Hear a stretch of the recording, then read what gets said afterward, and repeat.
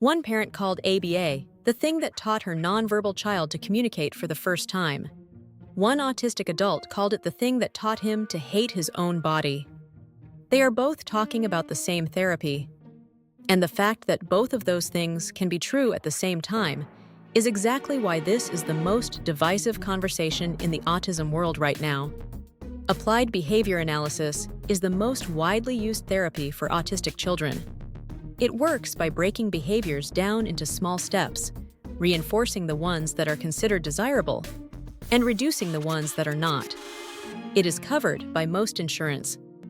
It is recommended by the American Academy of Pediatrics. It is backed by decades of research. And it is a nearly $8 billion industry. It is also the therapy that a growing number of autistic adults say traumatized them as children.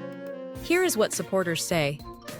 ABA has helped children learn to speak, to dress themselves, to use the bathroom, to stop self-injuring. For families in crisis, it can be transformative. Modern ABA practitioners say the field has evolved dramatically from its origins. It is no longer punishment-based. It is play-based, child-led, and focused on building skills rather than eliminating behaviors. Many parents say it gave their child access to a world that was previously closed to them. One early practitioner described the moment she realized ABA could teach children to play and communicate as one of the most exciting moments of her career. She said it felt like they were really helping. Here is what critics say. ABA was built on the premise that autistic behaviors need to be corrected, that hand flapping, rocking, avoiding eye contact, and other self-regulatory behaviors are problems to be fixed. Autistic self-advocates argue that those behaviors are not deficits. They are communication. They are self-regulation. They are how an autistic brain processes the world. And suppressing them does not make the child less autistic. It makes the child better at hiding. One autistic adult described it as puppy training. Another said ABA is responsible for him being incapable of expressing who he really is.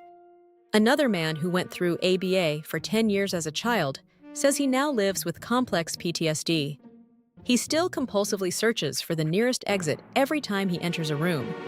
He said he would rather talk about the future, but ABA has caused him to think about the past way too often, and he cannot stop. And this is where the conversation gets uncomfortable. Research has found increased PTSD symptoms in autistic individuals who were exposed to ABA. But research has also found that ABA-based interventions have the highest scientific support for helping autistic children develop communication and social skills. Both sets of research exist. Both are real. The question is not whether ABA works on paper. The question is what it costs the person inside the data. I'm not here to tell you which side is right. I'm here to tell you that both sides deserve to be heard. The parent who watched their child say their first word because of ABA, and the adult who lost their sense of self because of it. Share this with someone in the autism community, because this conversation is too important to only hear one side.